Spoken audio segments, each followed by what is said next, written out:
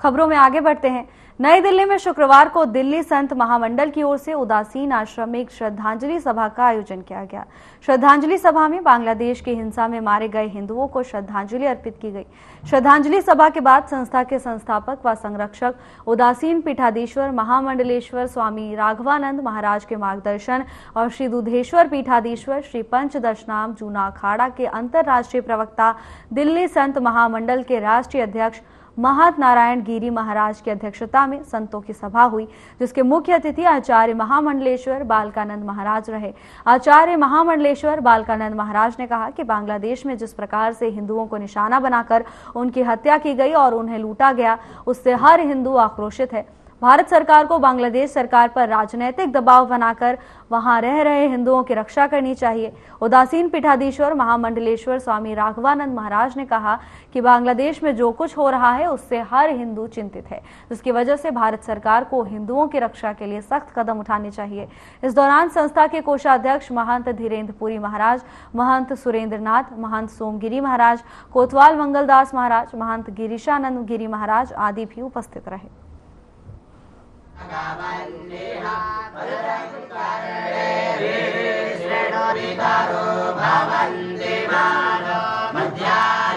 देखिए, हिंदुओं के ऊपर जो अत्याचार हो रहा है, नरसंहार हो रहा है, ये बहुत ही दुखद घटना है और इसमें समस्त हिंदू समाज हमारा आक्रोश में है। भारत का हिंदू समाज, क्योंकि जिस प्रकार उनको नरसंहार करके मार दिया जा रहा है, कोई उनका सुन नहीं रहा।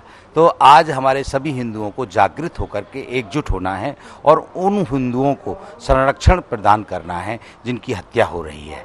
और मैं सभी राजनीतिक दलों से भी ये कहूँगा कि इस समय उनको भी सबको एकजुट होकर के उन हिंदुओं की रक्षा करनी है जो बांग्लादेश में बुरी तरीके से काटा जा रहा है, मारा जा रहा है। इस समय विवाद करने का विषय नहीं है, इस समय एकजुट होकर के उन हिंदुओं को संरक्षण देने का विषय है और उनकी रक्षा करने का विषय है। संत महात्माओं ने जो आज बैठक की है, अब सब संत महात्माओं ने ये निर्णय लिया है, यदि ये नरसंहार नहीं रुकेगा तो समस्त अखाड़ा परिषद से बात की जाएगी और उनकी अध्यक्षता में और सभी नागा सन्यासी और समस्त भारत का साधु समाज, 13 अखाड़ों का साधु समाज, अगर नरसंहार नहीं रुका तो बांग्लादेश के लिए कूच करेगा। देखिए, ऐसा है, सारे विश्व के जितने लोग हैं सब इस नरसंहार को मूक दर्शक बनकर के देख रहे हैं और छोटी छोटी बातों पर संयुक्त राष्ट्र संघ बहुत सारी टीमें बना करके भेजता है, उस पर काम करता है।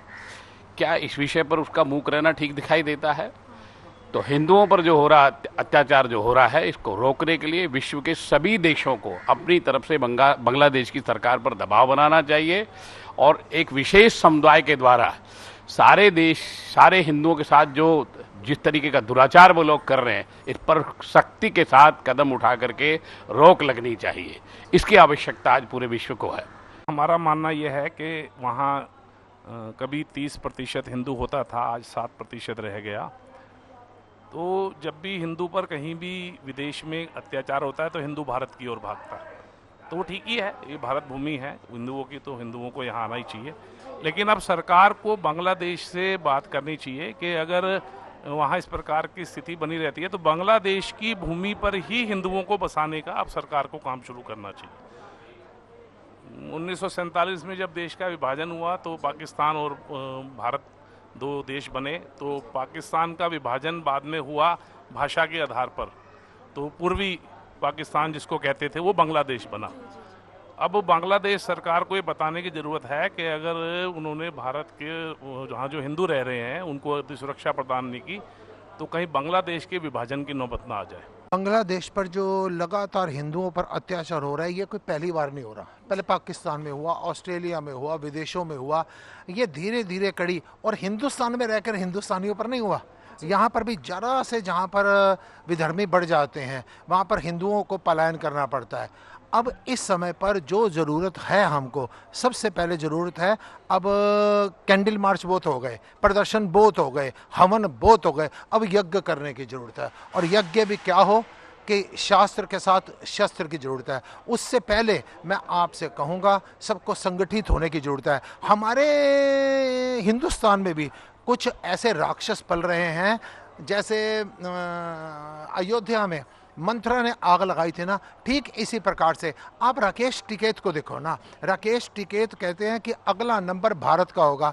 आप थोड़ी सी कल्पना करो कि कितनी अराजकता होगी। आप कल्पना करो यहाँ के मंत्रियों को मार दिया जाएगा, आप कल्पना करो यहाँ से हिंदुओं को काट दिया जाएगा। जिस प्रकार से इस्लामिक कट्टरवाद, वैसे तो पूरी दुनिया त्रस्त है, परेशान है, और बांग्लादेश में जिन लोगों की हत्या की गई उनका दोष केवल इतना है कि वो हिंदू हैं।